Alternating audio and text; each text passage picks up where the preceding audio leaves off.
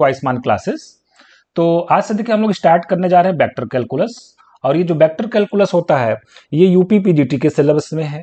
ये UP GIC lecturer का जो आगामी आने वाला एग्जाम है उसमें जो है पूछा जाता है। ये यूपी का एलटी ग्रेड का जो एग्जाम प्रस्तावित है, मतलब जो आने वाली वैकेंसी है उसमें भी ये पूछा जाएगा आपसे जो है। और भी बहुत सारे स्टेट के टीजीटी पीजीटी एंट्रेंस में ये पूछा जाता है। तो बहुत ही इंपॉर्टेंट सेक्शन होता है ये जो है टीजीटी पीजीटी एंट्रेंस एग्जाम का।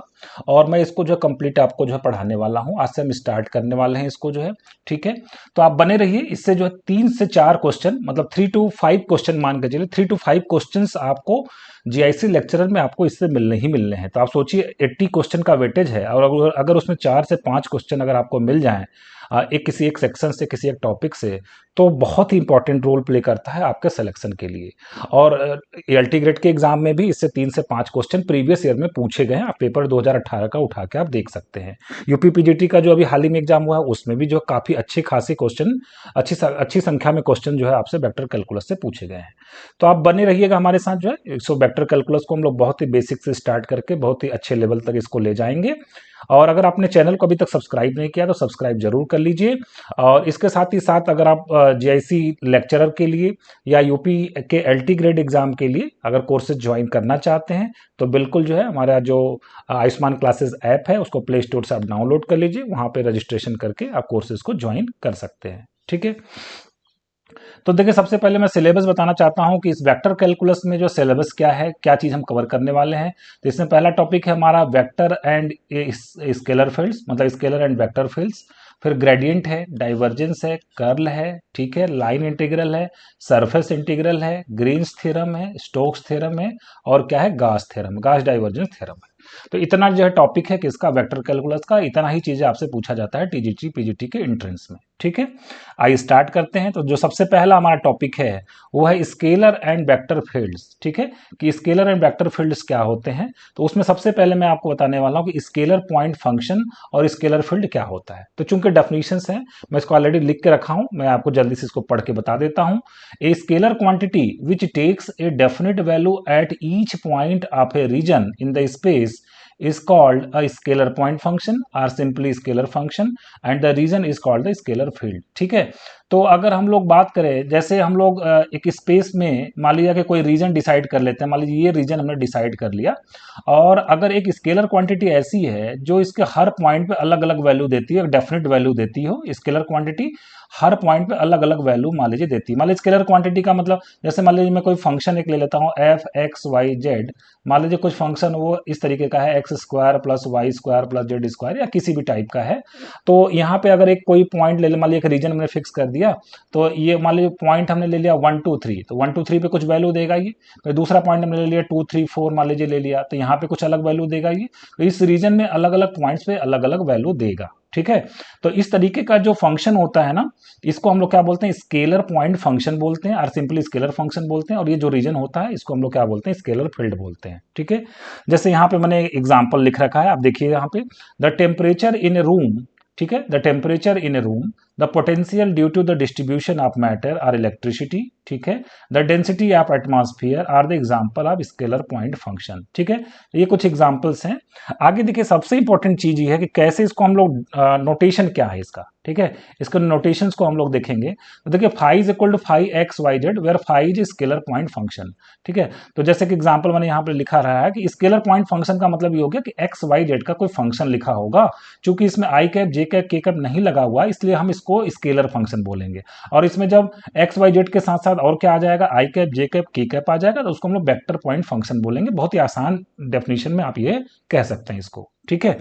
चलिए दूसरा हमारा है डेफिनेशन है वेक्टर पॉइंट फंक्शन या वेक्टर फील्ड क्या होता है। तो ए वेक्टर क्वांटिटी, देखिए इसमें ऊपर हम लोगों ने स्केलर फंक्शन लिया था, अब यहाँ पे एक vector quantity which takes a definite value at each point of a region in the space is called the vector point function और simply vector function in that region and the region is called the vector field. वही बात है कि अगर मैं एक vector function ले लूं, ठीक है, जैसे यहाँ पे एग्जांपल के थ्रू आप देखिए, एग्जांपल्स में अगर हम लोग बात करें, the velocity of the wind, acceleration of the fluid, gravitational force etcetera are the examples of the vector function.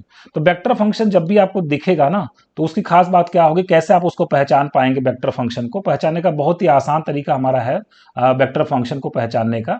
वहां पे आपको आसानी से क्या दिखने वाला है कि देखिए वहां पे एक्स वाई जेड के साथ साथ क्या और क्या लगा रहेगा, वहां पे आई कैप जे कैप और के कैप आपको दिखेगा, ये उसकी पहचान है। ठीक है, जैसे देखिए यहाँ पे हमने एक वेक्टर पॉइंट फंक्शन लिखा हुआ है या वेक्टर फंक्शन लिखा हुआ, तो f x y z is equal to, यहाँ पे हमने ऐसे एरो लगा दिया है। ठीक है, कि मतलब वेक्टर फंक्शन है ये बताने के लिए। तो देखिए जैसे यहाँ पे एक्स वाई जेड का कोई फंक्शन होगा उसके साथ आई कैप लगा होगा, फिर एक्स वाई जेड का कोई और फंक्शन होगा जे कैप लगा होगा, और एक्स वाई जेड का और कोई फंक्शन होगा वहां पे क्या लगा होगा, के कैप लगा होगा। तो आसानी से आप आई कैप जे कैप एक्स वाई जेड के साथ अगर आई कैप जे कैप के कैप लग गया है तो समझ लीजिए कि वो वेक्टर फंक्शन है, आप आसानी से उसको पहचान सकते हैं।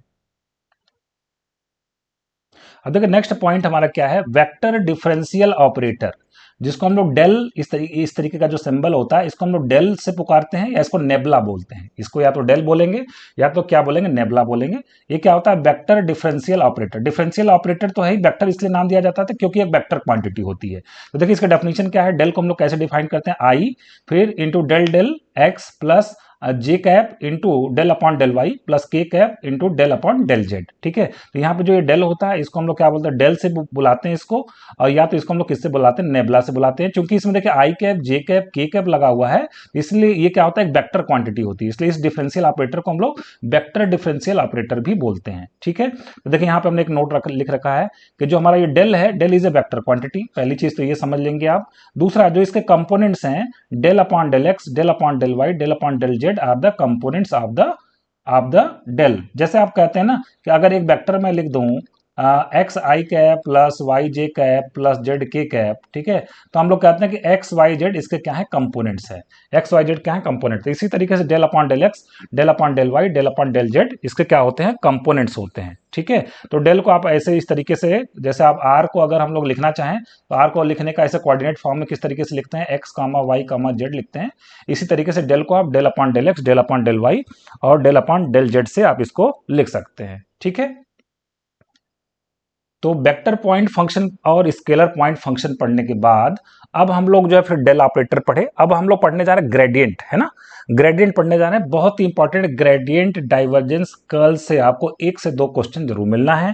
और उधर उसके बाद अगर हम लोग बात करें ग्रीन्स थ्योरम, स्टोक्स थ्योरम, जो आपका गॉस डाइवर्जेंस थ्योरम है, तो वहां से भी 1 से 2 क्वेश्चन आपको मिलता है। ठीक है, तो चलिए हम स्टार्ट करते हैं। पहला महत्वपूर्ण टॉपिक स्टार्ट हो चुका है, ग्रेडियंट क्या होता है। ग्रेडियंट पहले निकाला किसका जाता है, ग्रेडियंट हमेशा स्केलर पॉइंट फंक्शन का निकाला जाता है, ये इंपॉर्टेंट चीज है।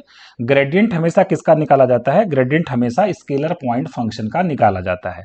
और जो ग्रेडियंट होता है ना, वो क्या आता है, वो हमेशा वेक्टर क्वांटिटी होती है। ठीक है, जैसे देखिए, तो सबसे पहले हम इसके डेफिनेशन की बात करेंगे। Let phi x y z be a continuously differentiable function, then gradient of phi is denoted by, gradient of phi को हम लोग कैसे डिनोट करते हैं, ग्रेड फाई लिखा जाता है या डेल फाई, जिसको हम लोग नेबला फाई भी बोलते हैं या डेल फाई आप बोल सकते हैं। एंड इज डिफाइंड एज, कैसे डिफाइंड होता है, हम लोग इसको लिखते हैं grad phi is equal to gradient of phi, या इसको डेल फाई से भी डिनोट करते हैं।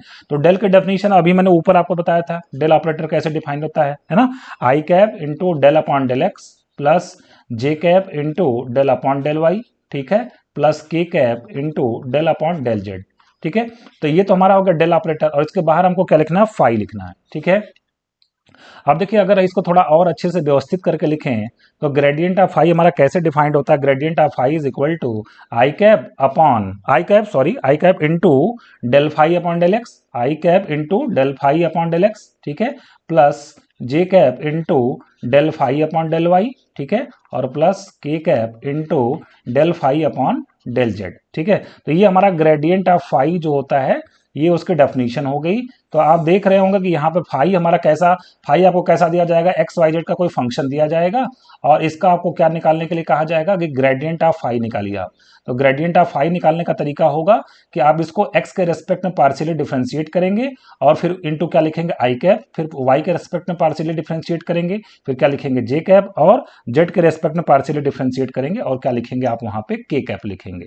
ठीक है, तो इस तरीके से ग्रेड फाई निकाला जाता है। आप देख ही पा रहे होंगे चूंकि इसमें आई कैप, जे कैप, के कैप लगा हुआ है, इसका मतलब ये वेक्टर क्वांटिटी होती है। ठीक है, तो अगर थोड़ा और अच्छे से अगर हम लोग इसको लिखना चाहें और अगर अच्छे से हम लोग बात करें थोड़ा सा, तो इसको हम लोग और शॉर्ट फॉर्म में क्या लिख सकते हैं, grad phi, gradient of phi is equal to, यहाँ पे मैं लगा देता हूँ सिग्मा, ठीक है, सिग्मा, और यहाँ पे हम लोग लिख देते हैं आई कैप और इंटू क्या होता है del phi upon del x होता है, आई कैप इंटू क्या होता है del phi upon del x. तो शॉर्ट में हम लोग इसको ऐसे लिखेंगे। शॉर्ट फॉर्म काफी बार बहुत महत्वपूर्ण होता है। ये समेशन का मतलब होता है कि आगे हम लोग अगर इसको ओपन करके लिखें तो फिर क्या आएगा, प्लस जे कैप आएगा और del phi upon del y आएगा, प्लस के कैप आएगा और del phi upon del z आएगा। ठीक है, तो शॉर्ट फॉर्म में इसको हम लोग इस तरीके से लिखेंगे। अगर डेल फाई के कंपोनेंट्स की बात करें, इससे कौन कौन से कंपोनेंट हैं, इसके कंपोनेंट क्या होते हैं, del phi upon del x और del phi upon del Y और क्या होता है डेल फाई अपॉन क्या होता है डेल जेड। ये इसके क्या होते हैं, कंपोनेंट्स होते हैं। ठीक है, तो grad phi is a vector whose rectangular components are del phi upon del x, del phi upon del Y और del phi upon del Z. इसके रेक्टेंगुलर क्या होते हैं, कंपोनेंट्स होते हैं। ठीक है, अब जो कुछ इंपॉर्टेंट ऑब्जर्वेशन मैं बताऊंगा जो एग्जाम के पॉइंट ऑफ व्यू से बहुत इंपॉर्टेंट है, बहुत इंपॉर्टेंट है एग्जाम पॉइंट ऑफ व्यू से। तो आप चाहे तो इसको लिख सकते हैं इंपॉर्टेंट ऑब्जर्वेशंस। ठीक है, आप अब लिख सकते हैं आगे इंपॉर्टेंट ऑब्जर्वेशंस, इंपॉर्टेंट ऑब्जर्वेशंस, क्योंकि अब यहां से न्यूमेरिकल करने का रास्ता मैं आपको बताने वाला हूँ कैसे न्यूमेरिकल्स को आप टैकल करेंगे। अभी तो हम लोगों ने जस्ट डेफिनेशन लिखा, अब हम न्यूमेरिकल्स पे कैसे अटैक करना है उसके बारे में कुछ ट्रिक्स दूंगा, कुछ मैं टिप्स बताऊंगा आपको। इंपॉर्टेंट ऑब्जर्वेशन देखते हैं। ठीक है, तो पहला ऑब्जर्वेशन इसमें हमारा ये है कि जैसे मान लिया कि आर वेक्टर लिखा हुआ, r is equal to suppose x I cap plus Y J cap. Standard notation है, हमेशा आर वेक्टर का जहां भी आर वेक्टर लिखा होगा वहां पे आपको समझना है एक्स आई कैप प्लस वाई जे कैप और प्लस जेड के कैप आपको समझना है। ठीक है, तो इसका मतलब ये हो गया कि आर को अगर शॉर्ट फॉर्म में लिखा जाए तो क्या लिख सकते हैं हम लोग, सिग्मा एक्स आई लिख सकते हैं।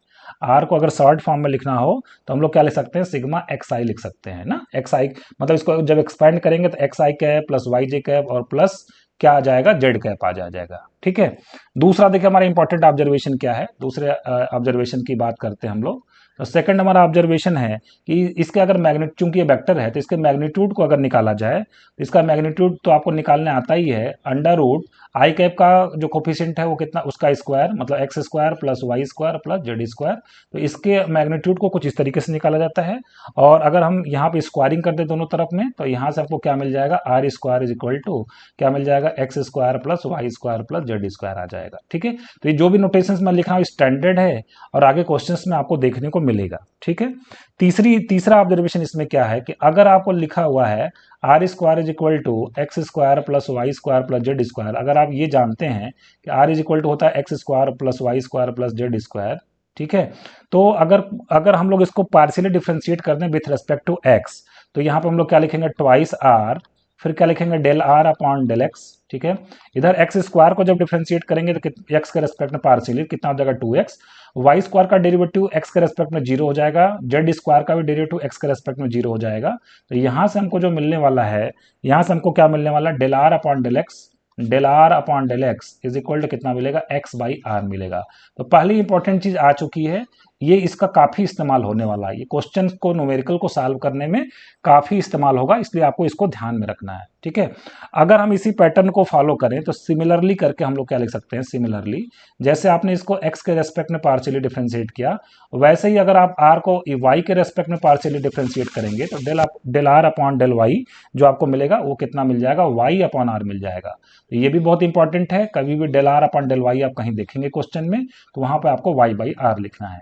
इसी तरीके से del are upon del z की अगर हम लोग बात करें तो वो कितना मिल जाएगा आपको, जेड बाई आर मिल जाएगा। ठीक है, तो ये 3 इंपॉर्टेंट ऑब्जर्वेशंस मैंने आपको बता दिए। ठीक है, चलिए आगे बढ़ते हैं, चौथी बात देखते हैं। तो देखिए एक अगर मैं इसको शॉर्ट नोटेशन में लिखूं, अगर I cap into del are upon del X लिखा हुआ है, इसका मतलब क्या हुआ, इसको अगर हम लोग थोड़ा डिटेल में अगर लिखें तो ये क्या हो जाएगा, I cap into del are by del X plus J cap into del are by del Y plus के cap into del are by del Z. ठीक है, फिलहाल मैं उस पर नहीं जा रहा हूं। देखिए इसको हम लोग और व्यवस्थित तरीके से अगर अरेंज करें तो यहाँ पे I cap del are by del X अभी आपने डिराइव किया वो कितना आता है, एक्स बाई आर आता है। ठीक है, कितना आता है, एक्स बाई आर आता है। तो चूंकि यहाँ पे हमारा जो समेशन है वो समेशन पे कौन, समेशन से कौन प्रभावित होगा, वो एक्स प्रभावित होगा, मतलब यहाँ पे आर कांस्टेंट की तरह है, आर को आप चाहे तो समेशन से बाहर ले सकते हैं। तो आपको भीतर आपको क्या मिलने वाला, भीतर आपको मिलेगा आई कैप इंटू एक्स मिलेगा। और आई कैप इंटू एक्स को अगर आप ऊपर अगर जरा ध्यान से देखेंगे, थोड़ा सा ऊपर जाएंगे तो मैंने आपको बताया था, देखिए यहाँ पे यहाँ पे आप देखिए, इस ऑब्जर्वेशन को देखिए, यहाँ पे मैंने बताया था आई कैप इंटू एक्स, अगर सिग्मा में लिखा हो तो इसका मतलब समझ लीजिए कि वहाँ पे वेक्टर आर आने वाला है। मतलब इसका डिटेल फॉर्म क्या होगा, एक्स आई कैप प्लस वाई जे कैप प्लस जेड के कैप, जिसको हम वेक्टर आर से डिनोट करते हैं। ठीक है, इसका मतलब कि अगर हम यहाँ पे उस चीज़ को इस्तेमाल करें तो यहाँ पे हमारे पास ऊपर आ गया वेक्टर आर और नीचे क्या आ गया, उसका मैग्नीट्यूड आ गया। ठीक, और किसी वेक्टर में उसके मैग्नीट्यूड को डिवाइड करते हैं तो उस डायरेक्शन में यूनिट वेक्टर मिल जाता है। तो यहाँ से एक इंपॉर्टेंट ऑब्जर्वेशन ये मिल गया हमको कि यहाँ से आप चाहे तो इसको अंडरलाइन कर सकते हैं कि sigma I cap into del are by del X, वो आपको कितना मिल जाएगा, this is equal to R cap मिल जाएगा। तो ये एक इंपॉर्टेंट चीज है। बहुत छोटी छोटी बातें मैं आपको बता रहा हूं, क्योंकि जब आप बड़े बड़े क्वेश्चंस को सॉल्व करेंगे तो यही छोटी छोटी चीजें आपको हेल्प करने वाली हैं, इसलिए आप इसको अच्छे से समझते रहिए। ठीक है, चलिए अगले ऑब्जर्वेशन की बात करते हैं। हमारा देखिए अगला ऑब्जर्वेशन क्या है। अभी अगर अगर हम लोग ग्रेड फाइव जैसे आपने डिफाइन किया था, ग्रेड आर अगर मैं डिफाइन करूं, ध्यान रखिएगा ग्रेडियंट हमेशा हम लोग किसका निकालते हैं, स्केलर फंक्शन का निकालते हैं। तो आर को मैंने स्केलर लिखा है क्योंकि इसके ऊपर मैंने एरो नहीं लगा हुआ है। ठीक है, ग्रेडियंट ऑफ आर अगर कोई कहे आपसे निकालने के लिए, इसको आप इस सिंबल से भी डिनोट कर सकते हैं, ग्रेडियंट ऑफ आर या डेल आर। तो इसकी डेफिनेशन क्या है, डेल की डेफिनेशन आपको मालूम ही है, शॉर्ट में ऊपर मैंने बता ही दिया है। कैसे लिखते हैं हम लोग, I cap into del by del X, ये तो क्या होगा, डेल की डेफिनेशन और आर लगाना है, del are by del x हो गया। ठीक है, तो ये आपको निकालना है। तो देखिए एक कैसे निकालेंगे, ग्रेड आर की वैल्यू क्या आ जाएगी, सिग्मा आई कैप, ऊपर अभी आपने कहा था del are by del x जो होता है वो कितने के बराबर होता है, एक्स बाई आर, अभी हमने ऊपर डिफाइंड किया है। तो यहाँ से वन बाई आर जो होगा ना वो समेशन से बाहर हो जाएगा और भीतर आपको क्या मिलने वाला, आई कैप इंटू एक्स। और आई कैप इंटू एक्स अभी आपने इसका फुल फॉर्म, मतलब इसको अगर हम डिटेल में लिखेंगे तो एक्स आई कैप प्लस वाई जे कैप प्लस जेड के कैप, मतलब ये वेक्टर आर बन चुका है। ठीक है, तो यहाँ से ऊपर आ जाएगा वेक्टर आर, नीचे उसका मैग्नीट्यूड आ जाएगा, इसका मतलब ये कितना आ जाएगा, आर कैप आ जाएगा। तो इसका मतलब ये हो गया कि जो ग्रेडियंट ऑफ अगर आर की अगर हम लोग बात करें, या सिंबल में डेल आर की अगर हम लोग बात करें, तो कितने के बराबर आता है, आर कैप के बराबर आता है। ये छोटे छोटे क्वेश्चन, चूंकि टीजीटी पीजीटी का एंट्रेंस है, उसमें बहुत छोटी छोटी बातें आपसे पूछ ली जाती हैं, इसलिए अभी छोटी छोटी चीजों को ध्यान में रखेंगे। चलिए इतना कॉन्सेप्ट पढ़ने के बाद अब हम लोग कुछ क्वेश्चंस को जरा सॉल्व करते हैं और देखते हैं कैसे क्वेश्चन को टेकल किया जाता है और ग्रेडियंट पे कैसे क्वेश्चन एग्जाम में पूछे जाते हैं। पहला हमारा क्वेश्चन है कि if f of x y z is equal to 3x square y minus y cube into z square, तो आपको देखने से लग ही रहा होगा कि ये स्केलर फंक्शन है। ठीक है ना, क्योंकि इसमें आई कैप जे कैप के कैप नहीं लगा हुआ, सिंपली एक्स वाई जेड का फंक्शन है, स्केलर फंक्शन है। तो इसका पूछा जा रहा है कि ग्रेडियंट आपको निकालना है, then the gradient of f किस पॉइंट पे निकालना है, at the point 1 comma minus 2 comma minus 1 is equal to what. तो इस क्वेश्चन को आप कैसे टेकल करेंगे, मतलब एक अगर आपको स्केलर फंक्शन दे दिया जाए और उसका ग्रेडियंट अगर आपको निकालने के लिए कहा जाए तो कैसे निकालेंगे आप। तो सबसे पहले सिंबल्स में आप कैसे डिनोट करेंगे, ग्रेडियंट ऑफ एफ ऐसे डिनोट करेंगे आप।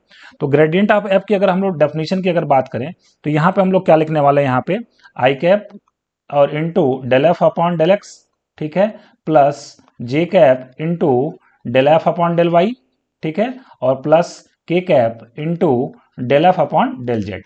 ठीक है, ये डेफिनेशन हमारी हो गई डेल एफ की, मतलब ग्रेडियंट ऑफ एफ निकालने की डेफिनेशन हो गई। तो यहाँ पे इसका मतलब ये हो गया कि आई कैप और del f by del x का मतलब एफ को पार्शियली आपको डिफरेंशिएट करना, किसके रेस्पेक्ट में, एक्स के रेस्पेक्ट में पार्शियली डिफरेंशिएट करना है। तो पहले टर्म में अगर आप आएंगे ध्यान से देखेंगे तो 3y तो कांस्टेंट हो जाएगा, ठीक है, और एक्स स्क्वायर का डेरिवेटिव कितना हो जाएगा, 2x हो जाएगा। तो कुल मिलाकर हमारे पास कितना मिलेगा, 6xy मिलेगा। ठीक है, 6xy, और ये minus y cube into z square को एक्स के रेस्पेक्ट में पार्शियली डिफरेंशिएट करेंगे तो 0 मिलेगा। तो कुल मिला के यहाँ पे एफ को जब आपने पार्शियली एक्स के रेस्पेक्ट डिफरेंशिएट किया तो 6y मिला, 6xy मिला।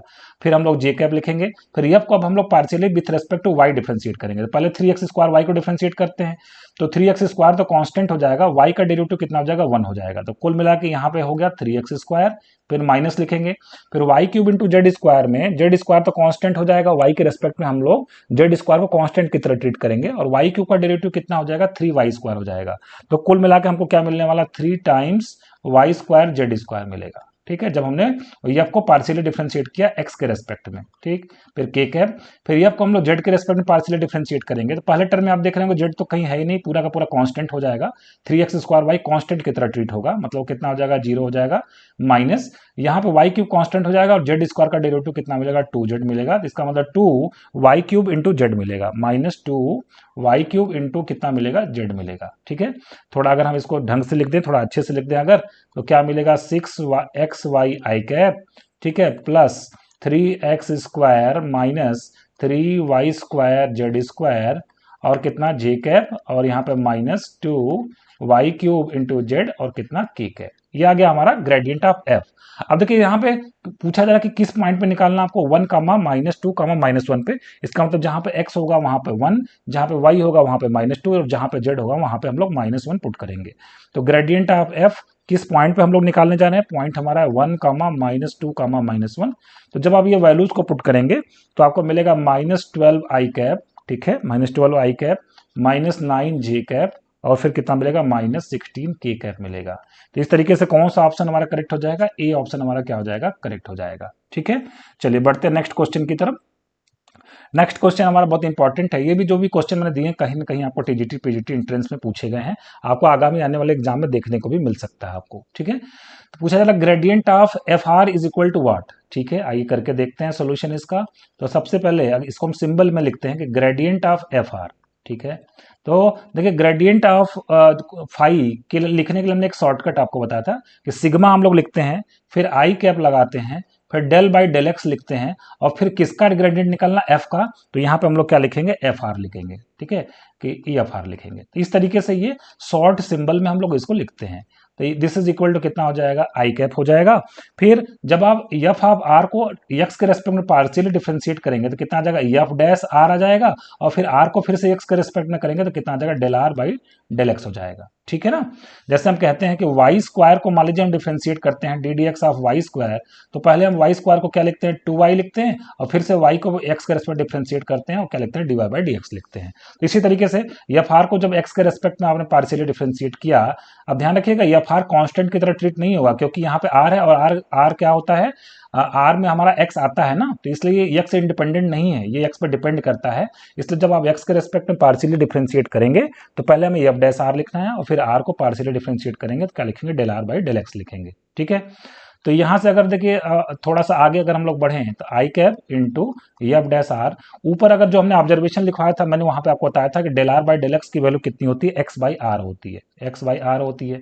तो यहां से देखिए ये एक आर वाला टर्म, ये एफ डैश आर, ये दो चीजें तो बाहर हो जाएंगी सिग्मा से, एफ डैश आर और आर बाहर हो जाएगा, और फिर यहाँ पे क्या लिखने वाला है, सिग्मा, फिर क्या लिखने वाला, आई कैप इंटू एक्स। और ये भी मैंने शॉर्ट सिंबल मैंने आपको बताया था कि सिग्मा एक्स आई कैप का मतलब क्या होता है, इसको एक्सपेंड करेंगे तो एक्स आई कैप प्लस वाई जे कैप प्लस जेड के कैप मतलब वेक्टर आर बनता है। ये मैंने ऊपर सिंबल में लिखवाया है, इसीलिए मैंने शुरू में कहा था कि छोटी छोटी चीजें आगे न्यूमेरिकल को सॉल्व करने में हेल्प करेंगी। तो ये कितना मिलने वाला है, f dash r upon r, और यहाँ पे क्या मिलने वाला है आपको, वेक्टर आर मिलने वाला है। तो इस तरीके से अगर आप देखेंगे ध्यान से तो ऑप्शन ये आपका क्या हो जाएगा, करेक्ट हो जाएगा। अब देखिए हमारा जो नेक्स्ट क्वेश्चन है, क्वेश्चन नंबर 3, कहा जा रहा gradient of f r cross r is equal to what. तो इसका देखिए बहुत ही आसान जवाब ये है कि सबसे पहले तो क्वेश्चन को समझिए। देखिए ग्रेडियंट ऑफ एफ आर की अगर हम लोग बात करें तो ग्रेडियंट किसी भी चीज का जो हम जो स्केलर फंक्शन का जो ग्रेडियंट निकालते हैं वो वेक्टर आता है। तो एक वेक्टर ये है और एक वेक्टर ये, दोनों का क्या निकालना है, हमको क्रॉस प्रोडक्ट निकालना है। अच्छा, अभी जस्ट ऊपर आपने ये जो ऊपर क्वेश्चन नंबर 2 था उसमें आपने कहा था कि जो ग्रेडियंट ऑफ एफ आर होता है उसको आपने कैसे डिफाइन किया था, f dash r divided by r into क्या लिखा था, आर लिखा था। ठीक, अब दोनों तरफ हम लोग क्रॉस प्रोडक्ट ले लेते हैं, किसका किसका क्रॉस प्रोडक्ट ले लेते हैं, क्रॉस आर ले लेते हैं दोनों तरफ। तो यहाँ पे भी हम लोग क्या लिखेंगे, f dash r upon r into r, और क्या लिखने वाले, क्रॉस आर लिखने वाले हैं। तो अगर आप ध्यान से देखेंगे यहाँ पे आर क्रॉस आर जो होगा वो कितना हो जाएगा, 0 हो जाएगा, क्योंकि अगर सेम वेक्टर का सेम वेक्टर के साथ क्रॉस प्रोडक्ट लेते हैं तो 0 आता है। इसका मतलब इसका आंसर कितना आ जाएगा, 0 आ जाएगा। तो फर्स्ट ऑप्शन आपका क्या हो जाएगा, करेक्ट हो जाएगा। ठीक है, चलिए बढ़ते हैं नेक्स्ट क्वेश्चन की तरफ। क्वेश्चन नंबर हमारा क्या है, 4 है। ठीक है, इसमें कहा जा रहा है कि gradient of 1 by r is equal to what. ठीक है, आइए सॉल्यूशन इसका करते हैं। तो सबसे पहले ग्रेडियंट ऑफ 1 बाई आर हम लोग जो शॉर्ट सिंबल मैंने बताया था, शॉर्ट फॉर्म में कैसे लिखते हैं, सिग्मा लगाते हैं, आई कैप लगाते हैं, डेल बाई डेल एक्स लिखते हैं। अब किसका ग्रेडियंट निकालना, 1 बाई आर का, तो यहाँ पे हम लोग 1 बाई आर लिखेंगे। ठीक है, इसको थोड़ा सा और आगे हम सिंप्लीफाई करते हैं, आई कैप, फिर 1 बाई आर का डेरिवेटिव कितना हो जाता है, -1 by r square. 1 by r का डेरिवेटिव कितना होता है, -1 बाई आर स्क्वायर, और फिर आर को पार्शियली डिफरेंशिएट करेंगे एक्स के रेस्पेक्ट में, तो क्या लिखेंगे, del are by del x लिखेंगे। ठीक है, तो यहां से अगर हम लोग बात करें तो देखिए यहां से -1 बाई आर स्क्वायर तो बाहर हो जाएगा आपका। ठीक है, तो -1 बाई आर स्क्वायर तो बाहर हो जाएगा। अब हमारे पास सिग्मा में क्या बचा हुआ है, समेशन में क्या बचा हुआ, I cap into del are by del X को ऊपर मैंने आपको लिखवाया था, del are by del X मतलब क्या होता है, एक्स बाई आर होता है।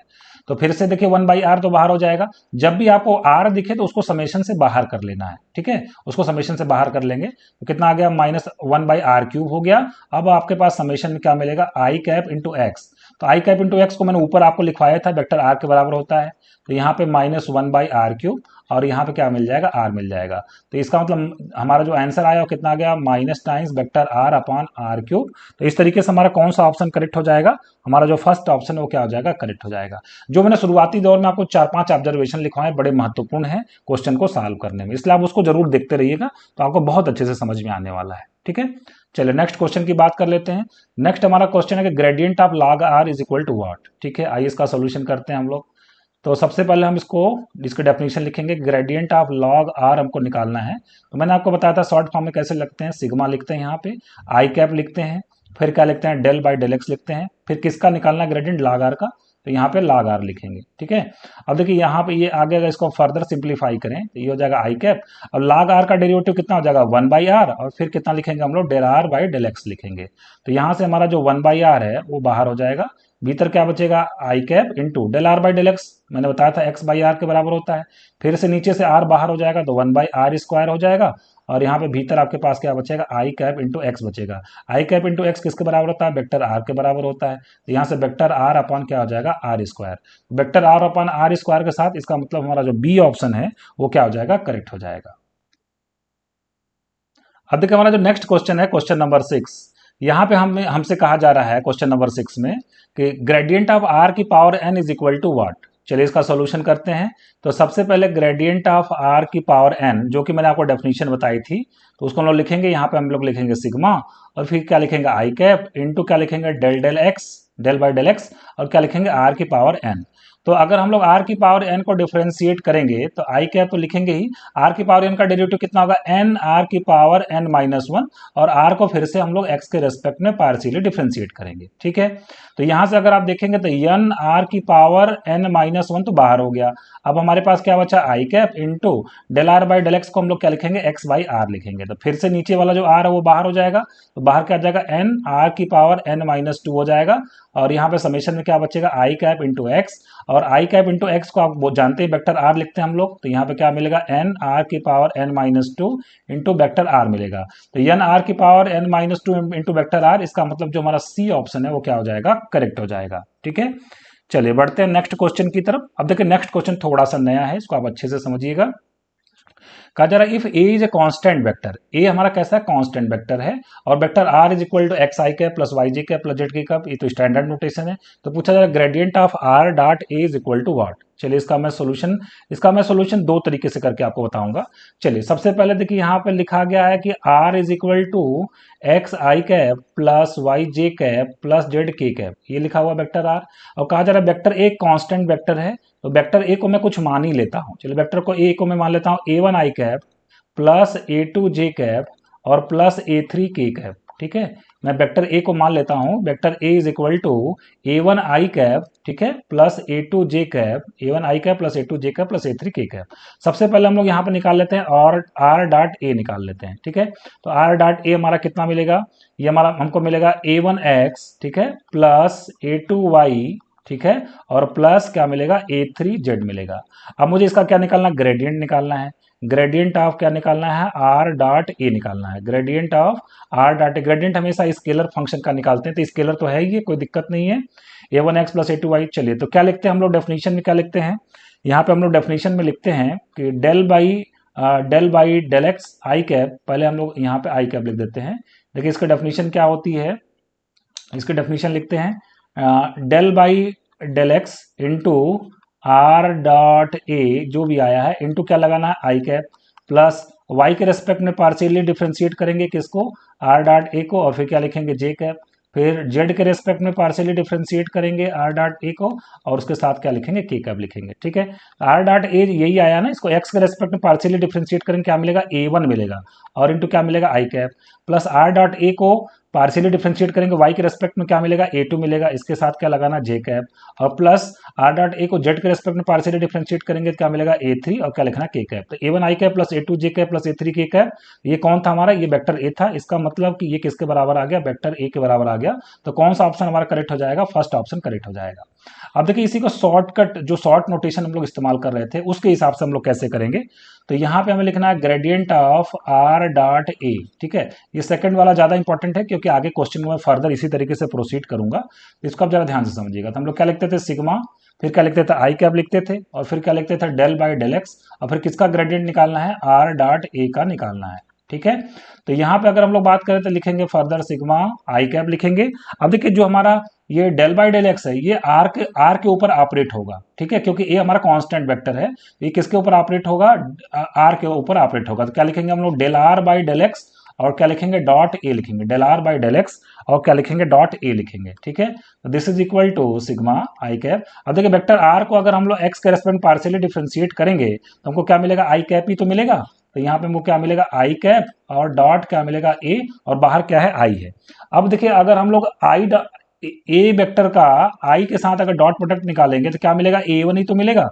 तो यहाँ पे हमको क्या मिल जाएगा, सिग्मा, और क्या मिल जाएगा, a1 आई कैप। मतलब इसको अगर हम सिग्मा को ओपन करें, मतलब इसको डिटेल में लिखें तो क्या लिखेंगे, a1 आई कैप, फिर क्या लिखेंगे, a2 जे कैप, और फिर क्या लिखेंगे, a3 के कैप लिखेंगे। तो जो कि इसके बराबर आ जाएगा, वेक्टर ए के बराबर आ जाएगा। तो इस तरीके से भी हमारा जो फर्स्ट ऑप्शन है वो क्या हो जाएगा, करेक्ट हो जाएगा। तो सेकंड ऑप्शन को आप थोड़ा ध्यान से समझिएगा क्योंकि आगे जो क्वेश्चन आने वाले हैं उसको मैं सेकंड मेथड से ही करूंगा क्योंकि फर्स्ट मेथड में थोड़ा टाइम लग सकता है, ठीक है। चलिए नेक्स्ट क्वेश्चन की बात कर लेते हैं। क्वेश्चन नंबर 8 कहा जा रहा है a and B are the constant vectors, ठीक है। जैसे ऊपर ए वेक्टर कांस्टेंट था, इसी तरीके से अब दो वेक्टर कांस्टेंट हैं, A and B are the constant vector, और vector R is equal to x I cap plus Y J cap plus Z के cap, then gradient of scalar triple product R A B, है ना, box product जिसको कहते हैं, R A B का gradient निकालना है। तो आर ए बी से एक स्केलर क्वांटिटी मिलती है, एक स्केलर फंक्शन मिलता है, और उसका क्या निकाला, ग्रेडियंट। ग्रेडियंट हमेशा हम लोग स्केलर फंक्शन का ही निकालते हैं, इतना तो आपको मालूम हो गया है। तो चलिए अब हम लोग शॉर्ट मेथड से करेंगे। तो यहाँ पे लिखेंगे ग्रेडियंट ऑफ, किसका निकालना है, बॉक्स में आर ए बी, इसका ग्रेडियंट निकालना है। तो हम लोग क्या लिखे थे, सिग्मा लिखे थे, फिर क्या लिखे थे, आई कैप लिखे थे, फिर क्या लिखे थे, डेल बाई डेल एक्स, और फिर किसका हमें स्केलर, किसका हमें निकालना है, ग्रेडियंट निकालना है, बॉक्स में आर ए बी का स्केलर निकालना है। बॉक्स में आर ए बी का मुझे क्या निकालना है, ग्रेडियंट निकालना है। तो आपको मालूम है ना, ए बी सी, बॉक्स में अगर ए बी सी लिखा रहे तो उसको हम लोग क्या लिखते हैं, ए डॉट बी क्रॉस सी लिखते हैं, ए डॉट बी क्रॉस सी, आपको मालूम है। तो यहाँ पे हम लोग ए की जगह पे आर है ना, तो मैं जरा चेंज कर देता हूँ इसको। तो क्या लिखेंगे, r dot a cross b, इसको हम लोग क्या लिखेंगे, फिर इसको हम लोग लिखेंगे r dot a cross b, ठीक है। अब जो पिछला में मैंने आपको बताया, ऊपर हमने जो क्वेश्चन सॉल्व किया, ये जो डेल बाई डेल एक्स है ये आर के ऊपर ऑपरेट होगा, ठीक है। किसके ऊपर ऑपरेट होगा, आर के ऊपर। तो क्या लिखेंगे, del are by del x लिखेंगे, और फिर क्या लिखेंगे, डॉट क्या लिखेंगे, ए क्रॉस बी लिखेंगे, ठीक है। अब del are by del x की अगर हम लोग बात करें तो ऊपर मैंने आपको बताया था, del are by del x जो होता है वो आई कैप के बराबर होता है। तो आई कैप और डॉट क्या लिखेंगे, ए क्रॉस बी, और फिर हम लोग क्या लिखते हैं, यहाँ पे बाहर ही भी आई कैप है। अब देखिए ए क्रॉस बी का, ए क्रॉस बी डॉट आई, और उसके बाद बाहर आई है, तो ये किसके बराबर आता है, ऊपर भी आप देख लीजिए, ऊपर को देखेंगे क्वेश्चन को आपको आसानी से समझ में आ जाएगा। यहाँ पे राइट हैंड साइड में देखिए कि अगर जब हम लोगों ने यहाँ पे जब इस स्टेप को जरा ध्यान से देखिएगा, आई डॉट ए लिखा था, फिर बाहर आई लिखा था, तो इसका आंसर क्या आया था, ए आया था, है ना, इसका आंसर क्या आया था, ए। तो यहाँ पे जो वेक्टर होता है ना वही इसका क्या आता है, आंसर आता है। आप इसको वेक्टर डॉट प्रोडक्ट से बहुत आसानी से समझ सकते हैं। लेफ्ट साइड में मैंने इसका जो है डिटेल आपको दिया ही है। तो इसी चीज का, इसी कॉन्सेप्ट का इस्तेमाल करके मैं इसको देखिए क्या लिखने वाला हूँ, मैं इसको नीचे यहाँ पे लिखने वाला हूँ कि देखिए बाहर आई है, भीतर है i dot a cross b. इसका मतलब इसका जो आंसर आने वाला है वो कितना आने वाला है, ए क्रॉस बी इसका आंसर आने वाला है। कौन सा ऑप्शन करेक्ट हो जाएगा हमारा, बी ऑप्शन करेक्ट हो जाएगा, ठीक है। चलिए बढ़ते हैं नेक्स्ट क्वेश्चन की तरफ। तो हमारा आज का लास्ट क्वेश्चन है क्वेश्चन नंबर 9। तो कहा जा रहा है क्वेश्चन नंबर 9 में, if A is a constant vector and R is equal to x I cap plus Y J cap plus Z के cap, then A dot del बाहर R vector है is equal to what. चलिए इसका solution करते हैं हम लोग। तो सबसे पहले अगर हम लोग बात करें तो ए डॉट डेल निकाल लेते हैं, ठीक है। ए डॉट हम लोग क्या निकाल लेते हैं, डेल निकाल लेते हैं। तो ये कितना आ जाएगा हमारा, ए डॉट जो हमारा डेल है, ठीक है, दो वेक्टर, डेल भी एक वेक्टर होता है, ए भी एक वेक्टर रहता है, तो दोनों का डॉट प्रोडक्ट करेंगे तो स्केलर आएगा ना। तो ये कितना आ जाएगा, A one by del del del by del X plus A2 by क्या आ जाए A2 into del by del Y और प्लस कितना आ जाएगा A3 इंटू कितना आ जाएगा डेल बाई डेल जेड आ जाएगा। ठीक बात है। अब बाहर हम A डॉट डेल और बाहर मुझे क्या लगाना है R लगाना है। ठीक है, तो इसको हम लोग क्या लिखेंगे A1 और del by del x into किसका R का डेरिवेटिव करना partially with respect to x.